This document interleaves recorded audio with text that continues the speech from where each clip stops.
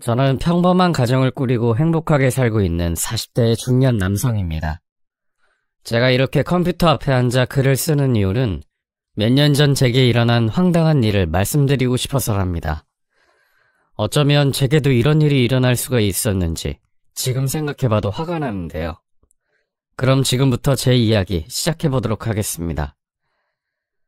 저는 남부럽지 않은 가정에서 잘 먹고 잘 자랐습니다. 형제 없이 외동으로 자란 데다가 부모님 모두 어느 정도 교육적인 면이나 경제적인 면에서도 남부럽지 않을 만큼 갖추고 계셨거든요. 초등학교 저학년 때부터 집에 피아노가 있었고 선생님이 찾아와 공부와 피아노 과외를 가르쳐 주실 정도면 어느 정도인지 짐작하시겠죠. 지금에야 이런 방법이 워낙에 많이 진행되고 있지만 그 당시만 해도 집에 피아노가 있다거나 집에 과외 선생님이 찾아온다고 하는 것은 친구들을 놀라게 할 만큼의 이슈가 되기도 했던 일이랍니다. 부모님은 제가 원하는 것은 무엇이든지 다 해주시려고 노력하셨어요. 그렇다고 무분별하게 장난감이나 비싼 명품 옷들만 사주시고 하는 것이 아니라 교육적인 부분이나 배우고 싶어 하는 것들에 있어서 제한 없이 무조건적인 후원을 해주셨죠. 미술이란 것에 전혀 흥미가 없었는데 하루는 학교 친구가 미술 시간에 굉장히 그림을 잘 그리는 모습을 보고 엄마한테 말씀드렸죠. 엄마, 나도 그림 잘 그리고 싶어. 그림 잘 그리려면 어떻게 해야 돼? 우리 아들 그림도 잘 그리고 싶으세요? 그럼 좋은 선생님을 만나서 열심히 노력하면 되지. 그렇게 배우고 싶니? 왜 그렇게 배우고 싶어? 반에 있는 친구가 자기 엄마 모습을 그림으로 그렸는데 너무 예뻐 보이더라. 나도 그래서 그림 잘 그리는 법 배워서 엄마도 그려주고 아빠도 그려주고 우리 집도 그리고 그러고 싶어. 벽에도 걸어놓고. 우리 아들, 그래. 엄마 아빠를 멋지고 그려주고 싶다니 엄청 기대가 되는걸? 그럼 엄마가 어떻게 어떤 선생님한테 배워야 하는지 알아봐 줄게. 엄마는 저의 물음에 적극적으로 대답해 주시고 바로 행동으로 옮겨주셨답니다. 덕분에 저는 그 말을 꺼낸 지 한 달이 되기도 전에 미술과외를 시작하게 되었었죠. 미대에 재학 중인 여자 선생님이셨는데 정말 하늘에서 내려온 천사란 말이 딱 어울릴 정도로 아주 예쁘셨어요. 긴 생머리에 가녀리고 흰 손가락, 그리고 아주 큰 눈. 초등학생인 제 눈에도 예뻐 보일 정도이니 어느 정도인지 아시겠죠? 게다가 아주 상냥한 말투까지 갖추고 계셔서 저는 미술 수업을 하는 시간만을 손꼽아 기다릴 수밖에 없었습니다. 엄마는 그런 좋은 선생님을 만나기 위해서 이곳저곳을 수소문하셨고 결국 친척의 지인분까지 동원해서 결국 이 멋진 선생님을 찾아내신 것이라고 하셨어요. 그 선생님을 만난 이후에 저는 그림 그리는 것을 너무너무 좋아했고 1년 정도 배운 후에는 미술대회 같은 곳에 나간 적도 있었답니다. 장려상인가를 받았었는데 그때 선생님이 꽃다발과 초콜릿 선물을 주셔서 매우 기분이 좋았죠. 계속해서 배웠다면 제가 어떤 미래의 꿈을 꾸었을지는 모르겠지만 아쉽게도 그 선생님은 학교를 졸업하시고 유학을 준비하신다고 하시더라고요. 자연스럽게 그렇게 그 선생님과의 수업은 끝이 나게 되었는데 진짜 너무 아쉽더라고요. 근데 진짜 웃긴 건 그 미술 선생님과의 마지막 수업날 저희 엄마와 선생님이 나누는 대화를 들었었거든요. 그때 제가 그 대화를 듣고 얼마나 허망한 꿈을 꾸었었는지 알게 되었답니다. 선생님, 너무 아쉬워요.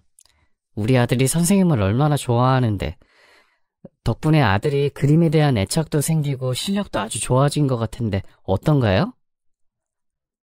아, 감사해요. 저도 너무 아쉬워요, 어머님. 기회가 닿는다면 다음에 또 뵐 날이 오겠죠. 우리 형욱이 참 제 수업을 열심히 잘 따라줘서 고마웠어요. 근데요, 어머님.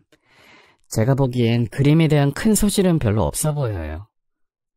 이게 사실 어느 정도 색감이나 구도 같은 것이 타고난 아이들이 있거든요.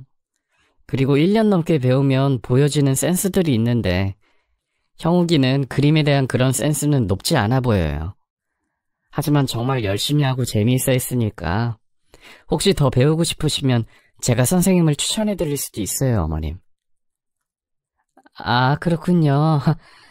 전 아이가 워낙 미술 수업을 좋아해서 소질이 좀 보이나 싶어서 선생님께 상의를 드리고 싶었거든요. 지금 거의 2년이 다 되어 가니까요. 감사해요, 선생님. 솔직하게 말씀해 주셨어요. 다른 선생님과의 만남보다는 조금 쉬면서 형욱이도 다시 생각해보는 것이 좋을 것 같네요. 그동안 너무 감사했습니다. 미술과외 선생님은 제게 타고난 센스는 높지 않다는 솔직한 말씀을 해주시더라고요. 그 덕분에 엄마와 저는 그동안 그림을 그리면서 생겼던 애착 같은 부분이 조금 감소했던 것 같아요. 아니, 어쩌면 처음부터 전 그 선생님과 함께하는 시간이 좋아서 열심히 했었는지도 몰라요. 그날 그런 얘기를 저도 우연히 듣게 되었는데 솔직히 그런 말을 듣고 나니 미술에 대한 흥미가 뚝 떨어지더라고요. 어린 나이였지만 사람이 참 간사한 것 같아요. 어쨌든 그렇게 배우고 싶어 했던 그림도 어느 정도 배울 수 있게 해준 것이 다 부모님 덕분이라고 생각합니다. 하고 싶은 것 다 하면서 살 수 없는 세상이지만 그래도 제가 원하는 것, 하고 싶은 것에 대해서 최대한 빨리 최선을 다해 도와주신 부모님 덕분에 저는 학창시절을 아주 흥미롭게 보낼 수 있었던 것 같아요. 학교 친구들 사이에서도 저는 인기가 많은 편이었습니다. 보통 사람들의 편견은 외동이란 말만 들어가면 고집불통에 소통이 잘 안 되며 자기 욕심만 차리는 버릇없는 아이쯤으로 생각하겠지만 사실 저 같은 외동아들은 전혀 그런 것과는 거리가 멀었답니다. 어린 시절부터 누군가와 경쟁을 하는 일이 없이 올고지 모든 사랑과 관심을 독차지했기 때문에 남들에게 딱히 경쟁심이 없었어요. 친구들에게 제가 가진 것들을 나눠주기도 했고 오히려 집에서 늘 혼자 있으니 밖에서 친구들과 놀고 얘기하는 것이 너무 재미있었죠. 하지만 주변 친척들이나 가까운 지인분들은 저희 부모님을 만나실 때마다 항상 하는 고정 레퍼토리가 있어요. 혼자면 안 돼. 평생 외롭고 힘들어. 이 세상에 자기 핏줄이 하나밖에 없다고 생각해봐. 얼마나 외롭겠어. 얼른 늦기 전에 하나 더 낳아, 어? 외동으로 자란 애들 사회에 적응 못하고 고집만 센 애들도 많고 나중에 후회해. 예쁜 딸 하나 낳든가 아니면 같은 남자애 하나 낳든가. 뭘 낳아도 다 예쁜 게 둘째야. 고모님, 저희는 그저 하나만 낳아서 잘 키우고 싶어서 그렇게 결정한 거예요. 우리 아이도 언젠가 가정을 꾸려서 자식 낳고 살 텐데 왜 평생 혼자 핍줄이에요. 외동이라고 욕심 많고 고집 세게 키우지 않고 있으니까 걱정 마세요. 아니, 이 고모 말이 믿기지가 않아? 인생살이 60이 다 돼서 느낀 거 알려주는구만. 에이그, 하나 빨리 더 낳으라니까. 형욱이도 동생 보고 싶지? 동생 있으면 얼마나 좋아. 엄마한테 얼른 하나 낳아달라고 해봐. 어? 네가 해야 동생이 생기는 거야. 고모님, 이제 그만하셔요. 저희는 이미 마음을 굳혔어요. 늘 이런 식으로 저와 저희 부모님께 말씀을 하셨던 것 같아요. 특히 고모 할머니란 분은 저희 집과 멀지 않은 곳에 사셔서 가끔 집에 놀러 오시곤 하셨는데 그때마다 이렇게 동생 낳아달라는 말을 하라고 제게 말씀하셔서 몹시 불편했었답니다. 면전에 대고 싫다고 말할 수도 없고 참 난감했던 기억도 나네요. 집안에 또래 형제가 없다 보니 제가 자주 심심하다고 말을 했었는데요. 부모님은 그런 제 말에 귀를 기울이시며 최대한 저를 외롭지 않게 해주기 위해서 강아지를 선물해 주시기도 하셨습니다. 저는 그 강아지가 생긴 이후에 너무나 재미난 삶을 살았던 것 같아요. 학교에서 친구들과 노는 시간도 너무나 좋았지만 집에 와서도 누군가 부모님 말고 저와 감정적으로 교류할 수 있는 통로가 생긴 것 같아서요. 학교 끝나고 친구들과 떡볶이도 사 먹고 문방구 앞에 쪼그려 앉아 오락도 하던 제가 학교가 끝나자마자 불이 났게 집으로 달려가는 모습을 보고 친구들은 무슨 일이 있느냐며 제게 말을 걸었죠. 야, 박형욱, 너 왜 그렇게 빨리 가냐? 집에 뭐 맛있는 거라도 숨겨놨냐? 우리 강아지 생겼어. 너무 귀여워서 계속 만지고 계속 보고 싶다? 나 오늘도 먼저 간다. 안녕. 야, 진짜 강아지? 귀엽겠다. 나도 보고 싶어. 나 오늘 너네 집 놀러 갈래. 어? 그래? 그럼 우리 집으로 놀러 가자. 얼른 가자. 저희 집에 강아지가 생겼다는 사실을 듣고 친구들은 저희 집으로 함께 몰려갔고, 갑작스러운 친구들의 방문에도 엄마는 다정한 모습으로 간식도 챙겨주시고 강아지 간식도 주면서 함께 놀라고 말씀해 주셨답니다. 안 그래도 저는 친구들에게 인기가 많았는데 강아지가 생긴 이후로는 더욱 인기가 많아졌죠. 자주 저희 집에 놀러와서 강아지를 데리고 놀고 동네 산책도 나가고 그런 시간을 보냈던 것 같습니다. 그렇게 초등학교를 졸업하고 중학교, 고등학교를 지내는 동안 강아지는 제 옆에 있었어요. 강아지 덕분에 온 가족이 집을 비우고 놀러는 자주 못 다녔지만 그래도 새로운 가족인 강아지와 함께하는 시간은 너무나 소중했습니다. 저의 중고등학교 시절엔 공부도 꽤 잘했어요. 중학교 3학년 땐 학교 선생님의 추천으로 외국어 고등학교 시험을 보라는 권유를 받아서 시험도 봤었어요. 결과는 아쉬웠지만 그래도 그만큼 제 성적이 상위권에 있었고 학교 선생님도 이런 저를 인정해 주셨다는 사실이 기분 좋았습니다. 고등학교 때는 남녀공학을 다니고 있어서 학교에 어떤 누나가 저를 좋아한다면서 좀 귀찮게 한 적도 살짝 있었어요. 그 누나는 학교에서 말썽을 좀 일으키는 편이었는데 이상하게 제가 좋다고 하면서 막 공식적으로 그런 말을 떠벌리고 다니더라고요. 저는 그 누나와 제대로 알지도 못하는 사이였고 그저 인사만 나누는 사이였는데 말이죠. 다른 친구들이나 형들한테 2학년 박형욱을 좋아한다는 말을 퍼뜨리고 다니면서 저희 집에 전화도 자주 하고 집에 막 찾아오고 그래서 아주 많이 난감했었답니다. 사실 저는 그렇게 좀 말썽을 일으키는 스타일의 여자는 딱 질색이었거든요. 선배이다 보니까 싫다, 연락하지 말라 그런 말도 제대로 하지 못한 채 난감하게 피하기만 했던 기억도 나네요. 아무튼 그렇게 고등학교까지 무사히 마치고 상위권의 성적을 가진 만큼 대학 진학도 신경 써서 했습니다. 과외 선생님도 계셨고 입시학원도 따로 다니고 있었기 때문에 저의 대학교 진학에 대한 상담을 해주는 선생님은 많으셨어요. 부모님은 제가 이공계열적으로 진학해서 전문 기술을 가진 사람으로 성장하기 바랬지만 왠지 이과 계열 공부는 저와 맞지 않아서 저는 문과 계열의 평범한 학과로 대학을 진학했습니다. 대학 진학 후에는 연애도 해보고 술도 마셔보고 당구장이나 PC방 같은 곳에서 밤을 새기도 하면서 평범하고 재미난 생활을 했던 것 같아요. 가정 환경이 어려워서 알바를 해서 생활비를 벌어야 하는 친구들도 있었지만 저는 집안 환경이 어렵지도 않았고 부모님이 부족하지 않을 정도의 용돈도 챙겨주셨기에 생활비의 구애는 받지 않았답니다. 그래도 무언가 생산성이 있는 일을 조금이라도 하고 싶어 중학생 과외를 시작하게 되었었는데 한 3명 정도만 하니까 다른 친구들이 커피숍에서 알바하는 돈을 벌 수가 있더라고요. 저는 그 돈으로 생활비도 했었지만 형편이 어려운 친구들에게 밥과 술을 아주 많이 사주었던 것 같아요. 시골에서 상경해서 홀로 원룸을 얻어 생활하던 친한 친구가 있었는데 진짜 하나부터 열까지 절약하면서 사는 모습이 정말 보기 좋았거든요. 저보고 하라고 하면 못했을 그런 생활을 친구는 겸허히 받아들이며 그걸 긍정적으로 생각하며 살고 있는 모습이 진짜 좋더라고요. 그래서 그 친구에게만큼은 아낌없이 많은 것을 베풀었답니다.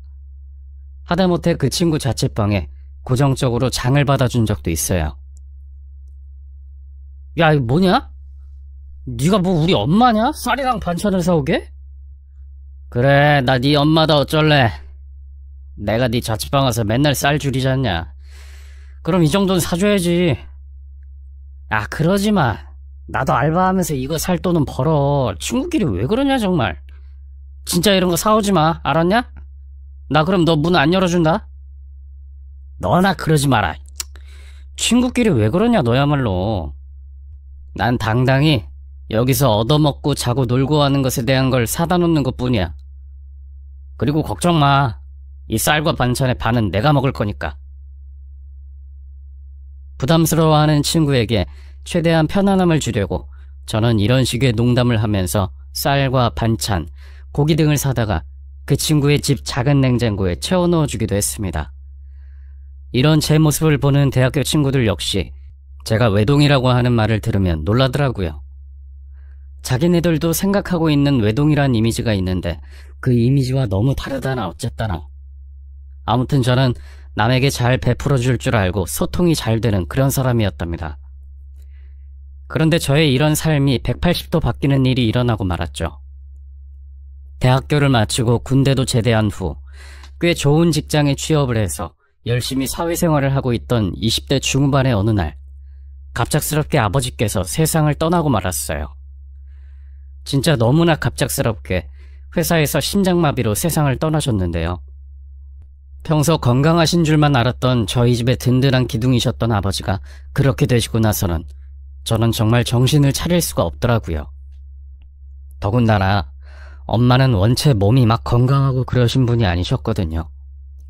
저혈압도 상당하셨고 그로 인해 약도 꾸준하게 드시면서 스트레스와 많은 충격을 받으면 안 되시는 분이셨는데 아버지의 갑작스러운 사고에 엄마는 아주 많이 힘들어하셨어요. 실신을 하기도 몇 번, 장례식 자리를 지키는 것조차 매우 힘드셨었죠. 장례식을 마치고 집으로 돌아온 날 엄마는 그대로 집에서 쓰러지셨고 다시 병원으로 향했습니다.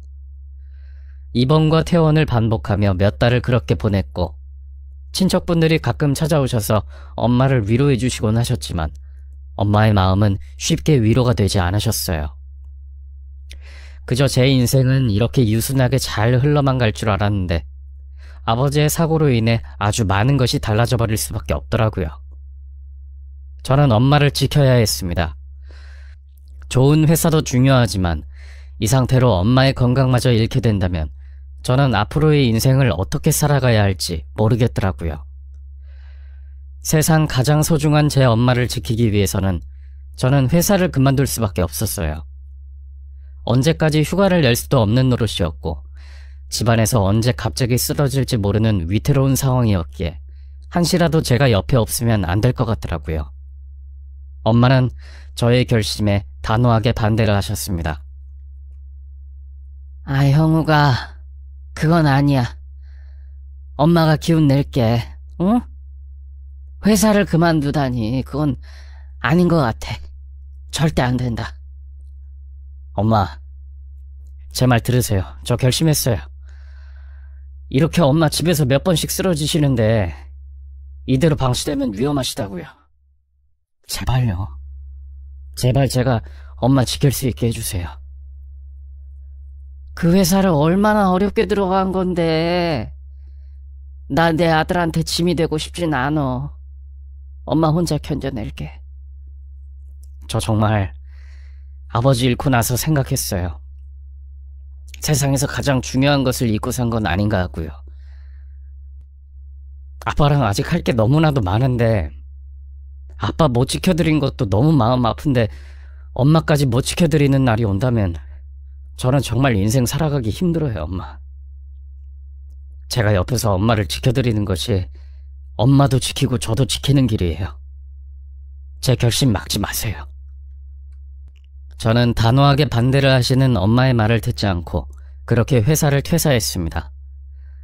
그리고 정말 하루 종일 엄마 곁에서 함께 생활을 했어요. 엄마는 그때 가끔씩 아빠의 환영도 보고 환청도 들으실 정도로 상태가 심각하셨습니다. 가끔 잠에서 갑자기 깨어나셔서 아빠가 올 시간이 되었다면서 급히 된장찌개도 끓이셨고 화장실에서 아빠가 씻는 소리가 들린다고 하며 아빠의 속옷을 찾기도 하고 그러셨어요. 그러다가 현실이 아니란 것을 깨닫게 되는 순간에는 그 충격으로 쓰러지기도 하셨고 하루 종일 불을 꺼놓고 멍하게 앉아 계시기도 하셨답니다. 이런 상태이니 제가 엄마 곁을 지키지 않을 수가 없잖아요. 엄마를 옆에서 돌봐드리면서 정신과에 상담도 다녀보고 우울증에 대한 처방을 받아 약도 복용하며 저희는 힘든 시간을 견뎠어요. 무언가 인생에 재미난 일을 만들어드리기 위해서 문화센터에서 하는 노래 강좌에도 모시고 가고 뜨개질, 꽃꽂이 수업에도 모시고 갔어요. 뭐라도 엄마가 집중하고 의지할 수 있는 일이 필요하다고 생각했거든요. 저의 노력과 엄마의 의지가 있어서 그런지 한 3년 정도의 시간이 흐르니까 증세가 많이 호전되시더라고요. 그동안 저는 제가 모아둔 돈과 퇴직금을 생활비로 쓰면서 엄마가 갖고 계시던 적금까지 해약을 해버렸습니다. 일도 안 하고 몇 년을 병원 다니며 생활을 해야 하니 돈이 정말 많이 들어가더라고요. 아빠가 생전에 갖고 계셨던 땅도 있었지만 그건 다 묵혀있는 돈이라서 그것까지는 건드리고 싶진 않았어요. 그리고 저는 그때 시간적인 여유가 있었기에 투자에 대한 공부를 시작했습니다. 부동산 투자, 주식 투자 등 여러 관련 책들을 읽으며 하나하나 아주 상세하게 분석해 나가기 시작했죠.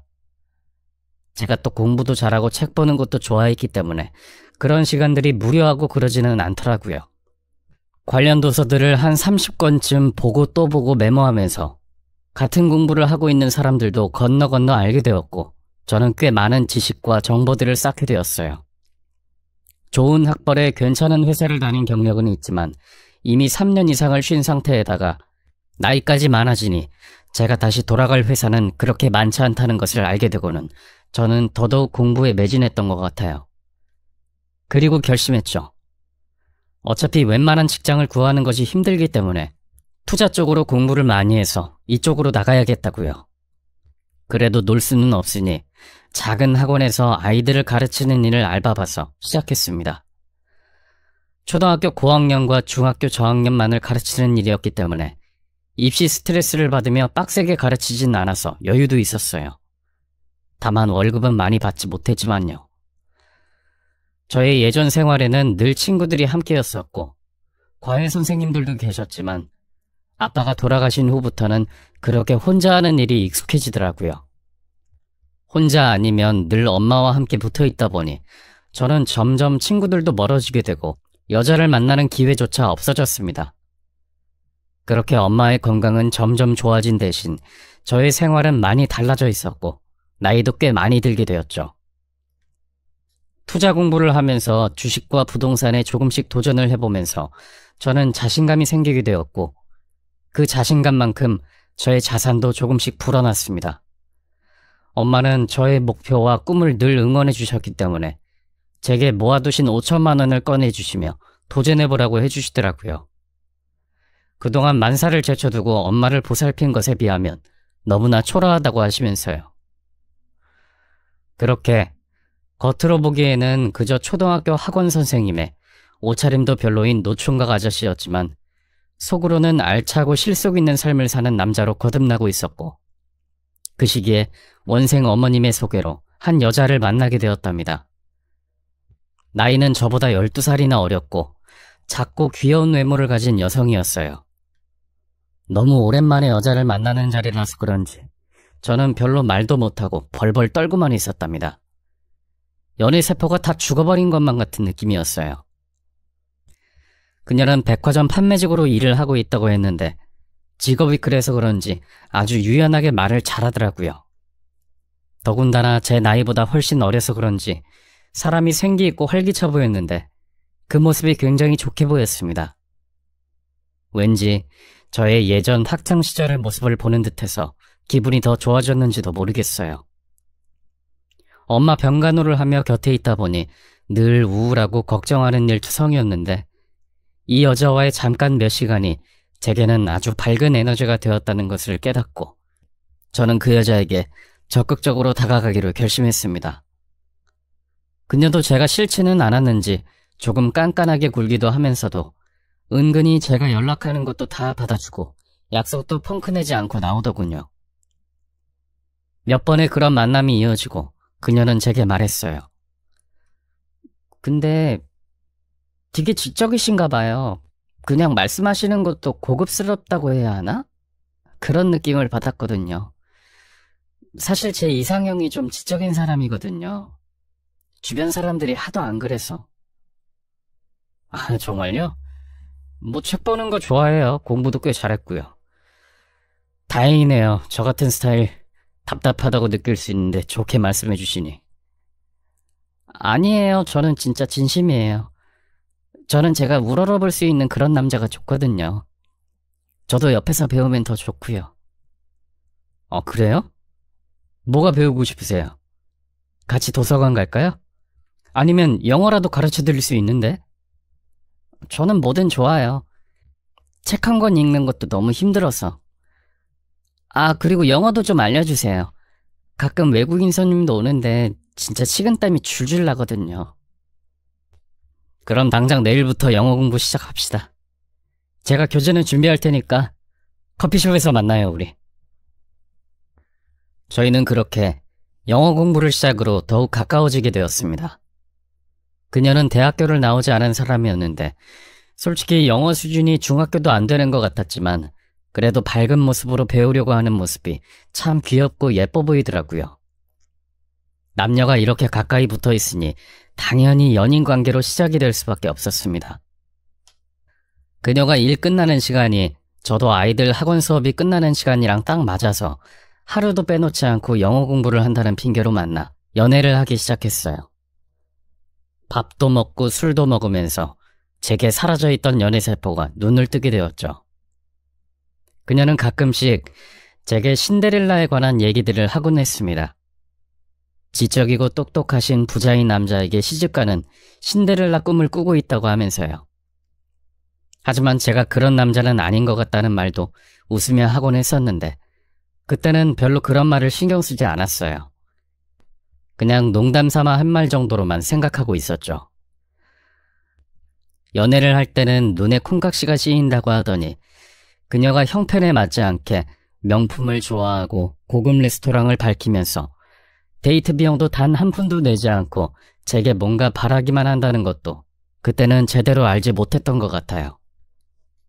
그저 나이가 좀 많고 제가 그녀로 인해 밝은 에너지를 받고 행복하니까 저는 그렇게 그녀에게 쓰는 돈이 아깝다고 생각하진 않았습니다.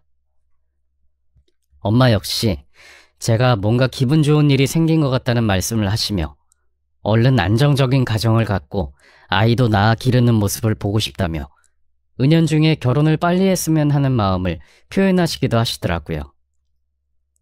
아빠의 빈자리가 저의 결혼으로 채워질 수만 있다면 저는 하루라도 빨리 결혼이라는 것을 하고 싶었습니다. 나이도 많았지만 가정이라는 것을 꾸리고 아이를 낳아 키우는 그런 평범한 일상을 누려보고 싶었죠. 연애를 하는 동안 그녀가 투정하는 것, 짜증내는 것들을 모두 들어주며 저는 모든 것을 그녀에게 맞춰주었어요. 나이가 많아서 세대 차이가 나고 체력이 별로 안 좋아서 같이 놀 때 재미가 없다고 말을 할 때에도 그저 웃으면서 넘기며 체력을 키우기 위해 줄넘기도 하고 세대 차이를 줄이려고 노력도 해보고 그랬었어요. 그리고 그녀의 생일에는 그 누구보다 화려한 생일을 원했던 그녀를 위해 아주 비싼 명품 핸드백에 풍선을 많이 불어서 차 트렁크에 넣어 서프라이즈 파티도 해주며 그녀의 친구들까지 불러 근사한 레스토랑에서 밥을 사 먹이기도 했죠. 지금 생각해보면 저희 엄마도 사지 않는 명품백을 그녀에게 사주었다니 콩깍지가 단단히 씌이긴 했나 봅니다. 아무튼 저는 제가 할 수 있는 한도 내에서 최대한 그녀에게 집중을 해서 잘해주었어요. 물론 그 기간 동안에도 저는 점점 투자를 하면서 자산을 불려나가며 투자 금액의 몇 배 이상을 불려놓은 상태였죠. 하지만 그런 말을 여자친구에게 단 한 번도 한 적은 없었어요. 여자친구는 그저 저를 평범한 학원 강사쯤으로 생각하고 있었어요. 그래도 그런 저를 좋다고 해주는 그녀가 고마워서 그녀와의 결혼을 결심하고 적극적인 구애를 펼쳤습니다. 그녀는 제게 몇 가지 리스트를 적어서 보여주며 결혼하면 본인이 하고 싶은 목록이라고 하더군요. 그 목록 안에는 이런 내용이 담겨 있었어요.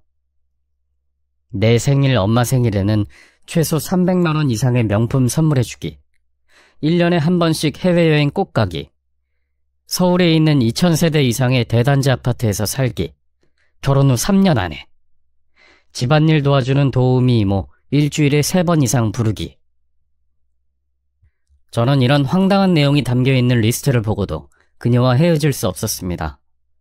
사실 제가 학원 강사 수입으로 버는 돈은 얼마 되지 않았지만 투자를 해서 불려나가고 있는 자산은 꽤 되었거든요. 솔직히 사랑하는 아내를 위해서 저 정도는 해줄 수 있는 능력도 있었고 마음도 있었습니다. 단, 아내도 저와 시어머니를 위해서 진심을 다해 사랑하고 아껴준다는 전제가 있어야겠죠. 여자친구가 내민 리스트를 보고 저는 최대한 노력해본다는 약속을 하고 드디어 그녀의 집에 인사를 드리러 갔습니다. 처음 뵌 여자친구 어머님은 아주 무척이나 화려한 외모를 풍기고 계셨고 뭔가 모르게 분위기가 이상해 보이는 아빠라는 사람과 함께 저를 맞이해 주셨어요. 반가워요. 어머나, 나이가 많다더니 막상 보니 진짜 더 많아 보이네. 어쩜 좋아? 엄마 왜 그래? 우리 오빠 그래도 귀엽잖아. 너는 알지도 못하면서. 남자 나이 많으면 아무짝에도 쓸모없어. 암튼 우리 딸이랑 결혼하고 싶다고? 아, 예, 안녕하십니까. 박형욱이라고 합니다. 아니 솔직히 우리는 서두를 이유가 없는 집안인데 하도 자네가 결혼 노래를 부른다고 하니까. 그건 그렇고 학원 강사라는데 돈벌이는 하는지. 우리 딸은 결혼하면 바로 일 그만두게 할 거라서 애 낳고 먹고 살 수 있긴 한 건가? 어? 아휴, 걱정이네. 먹고 살기엔 걱정 안 하셔도 될 것 같습니다. 따로 준비하고 있는 것도 있고 해서요. 그래? 대충 얼마 정도 되는지 알 수 있나? 그래도 대략적으로 알아야지 싶어서. 이렇게 젊은 여자를 데려가면서 뭐를 어떻게 준비했는지도 좀 말해줘야 할 것 같고. 우리가 자네 맞춰서 결혼해주는 마당에 혼수를 준비한다던가 그런 일은 생각도 하지 않겠지? 예? 그게 무슨... 아니, 그렇지 않나. 여자는 자고로 몸만 시집가도 되는 건데. 더군다나 자네같이 나이 많은 노총각의 홀시어머니 자리 누가 좋아하겠나? 그런 자리 가면서 우리가 돈까지 내야 되나? 혼수는커녕 결혼식 비용도 난 한 푼도 낼 생각이 없네. 예비 장모라는 분은 정말 다소 황당한 생각을 갖고 계셨습니다. 제가 노총각의 홀시어머니와 함께 살고 있으니 결혼식 비용부터 단 한 푼도 낼 수가 없다고 하면서 자신의 딸은 귀하고 귀해서 그저 결혼하면 바로 일을 그만둬야 한다고 하더라고요. 여자친구가 이런 비슷한 말을 했을 때에는 그저 콩깍지가 쓰여 있고 귀여워 보여서 그냥 넘겼지만 세상살이 알만하신 어른이 이런 말을 하니까 정말 정이 뚝 떨어지더라고요. 그리고 옆에 우두커니 앉아있던 뺀질뺀질해 보이는 남자는 알고 보니 여자친구의 친아빠가 아니라 예비 장모가 이혼 후 새롭게 만나 동거하는 연하의 백수남이라고 하더군요. 굳이 이런 말까지 먼저 하고 싶지 않아서 이제서야 말한다고 하며 인사드리러 갔던 그날 밤 여자친구가 제게 말을 했습니다. 저는 뭔가 좀 속은 기분이 들더라고요. 저를 진심으로 좋아하고 사랑해서 결혼을 하는 것이 아니라 무언가를 바라고 그저 자기 편하게 살려고 결혼을 하는 것은 아닌가 하는 생각이 들었어요. 조금씩 화가 나기 시작했지만 그래도 정말 그래도 참아보자 싶은 마음으로 결혼을 강행했습니다. 여자친구 역시 저희 집에 와서 엄마에게 인사를 드렸고 양가 상견례까지 치르게 되었어요. 그런데 상견례 자리에서 예비 장모와 장인은 정말 참기 힘들 정도의 모욕적인 말들을 이어가시더군요. 자고로 남자 나이 40이 넘으면 제대로 남자 구실도 못한다고 하는데 걱정이 이만저만이 아니네요. 우리 딸 아직 20대인데 곧 40 넘을 남편을 맞이해서 어쩌다 이렇게 나이 차이 많은 남자를. 아이고, 예. 딸 가지신 부모님 마음으로 걱정이 되시지요. 예. 그것도 그렇고 제대로 된 직업도 없이 학원 일만 해서 어디 우리 딸 먹고 살 수나 있을지 걱정이에요. 우리 딸 몸이 약해서 결혼하면 바로 일도 안 할 건데. 그리고 요즘 여자들도 차 한 대씩은 다 끌고 다니잖아요. 차도 한 대 사줬으면 좋겠는데. 암튼지간에 저희는 예비사위에게 말했다시피 결혼 비용이며 혼수는 일절 안 하기로 얘기 끝냈습니다. 솔직히 이렇게 어린 아내 맞이하는데 그 정도는 해야 하는 거 아닌가 싶은데요. 아, 그건 제가 아직 아들에게 말을 못 들었는데. 아, 그리고 아버지는 어떻게 돌아가신 거예요? 아들 몸은 아빠 닮는다던데 혹시나 유전적으로 똑같이 그러는 건 아닌가 몰라요? 심장마비라고 그랬나? 그것도 걱정이네. 우리 딸 젊은 나이에 과부 만드는 건 아닌가 몰라요? 입을 여실 때마다 망언을 쏟아내는 예비장모와 장인의 태도에 저희 엄마는 몹시도 불편하신 기색이 역력하셨습니다. 상견례가 끝나고 나서 며칠을 끙끙 앓으시던 엄마는 아무리 생각해도 아닌 것 같다고 하시며 제게 어렵게 말씀하셨죠. 저기 아들, 엄마는 아들이 안정적인 가정을 빨리 꾸렸으면 좋겠어. 아이도 낳고 알콩달콩 사는 거 엄마 빨리 보고 싶어. 그런데 있잖아. 결혼만큼 세상에서 신중한 게 없단다. 그러니 한번 잘 생각해 봐봐. 엄마 말 너무 서운하게 생각하지 말고.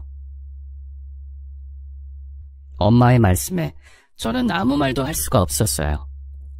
안 그래도 제 마음속에 이 결혼에 대한 생각이 반반이었거든요.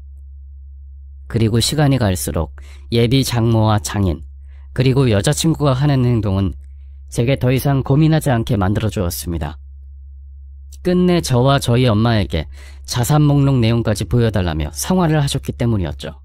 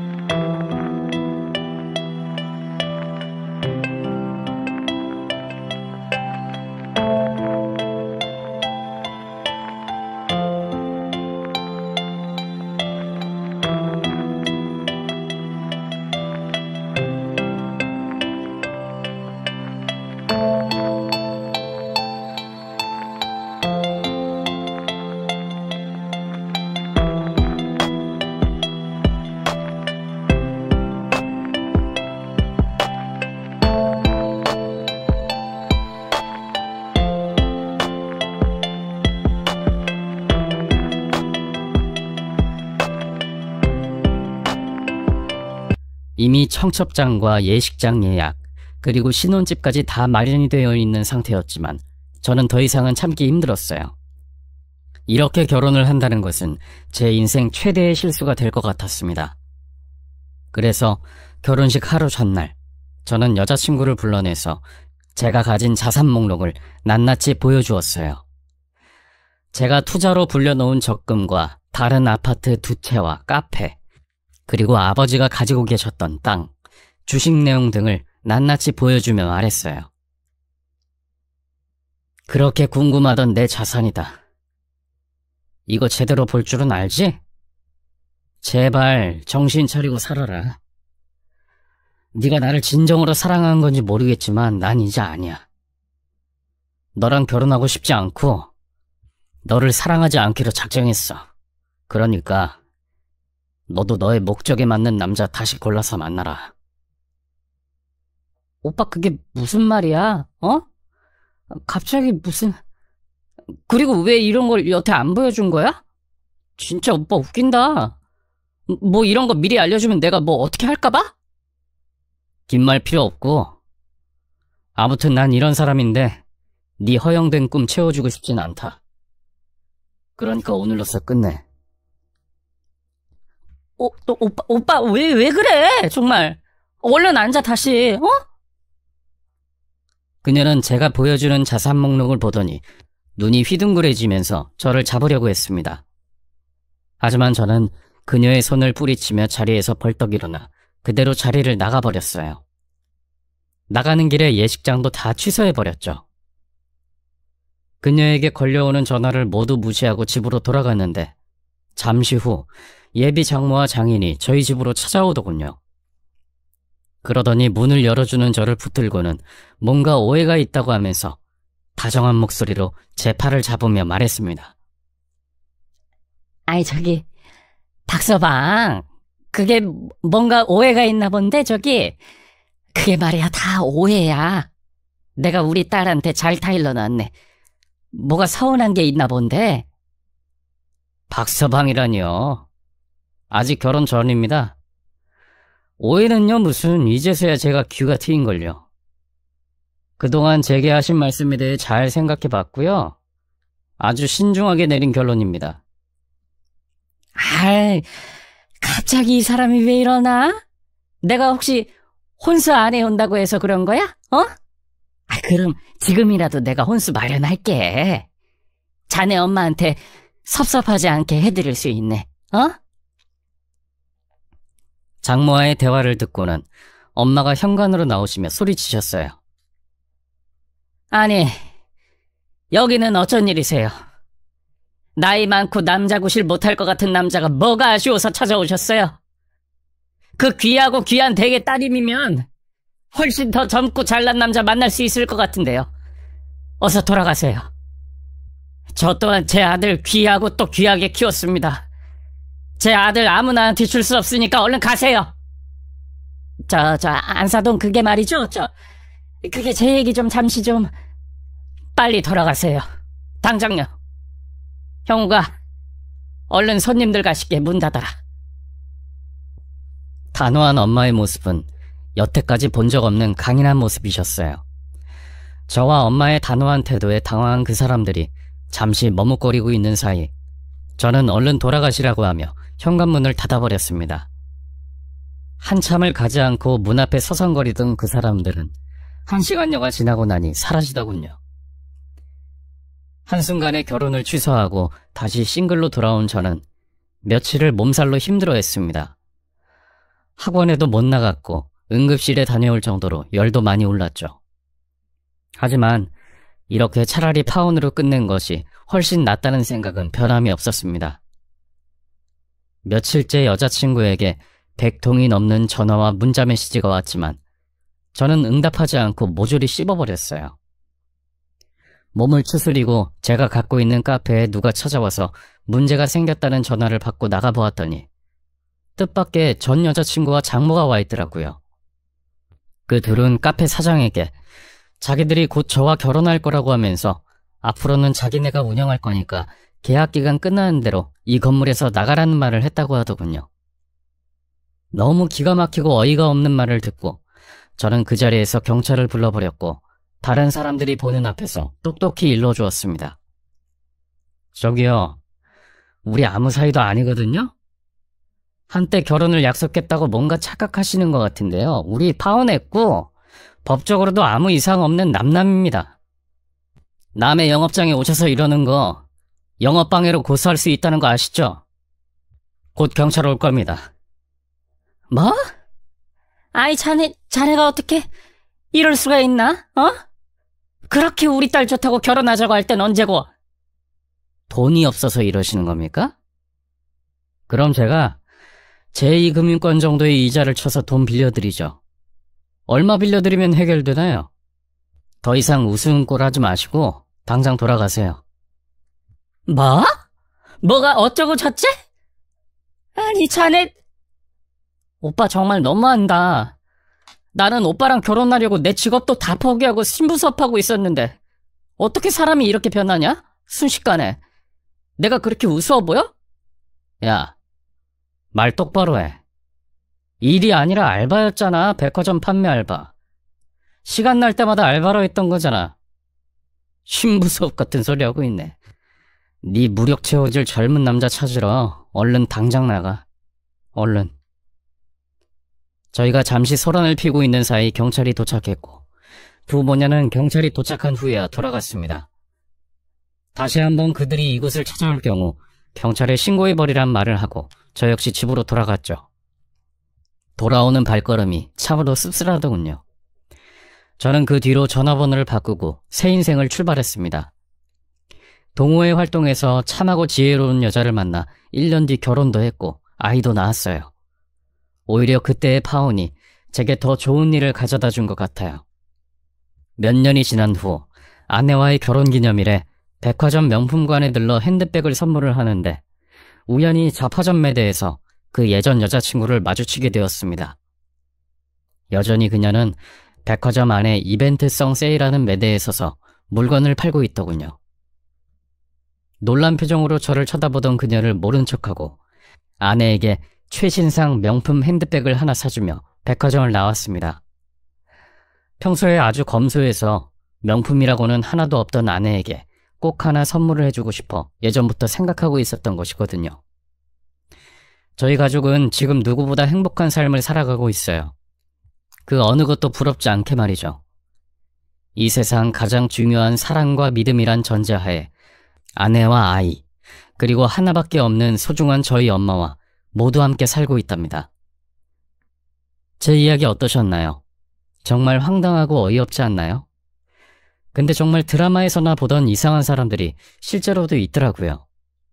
제가 겪어보니 확실히 알게 되었답니다.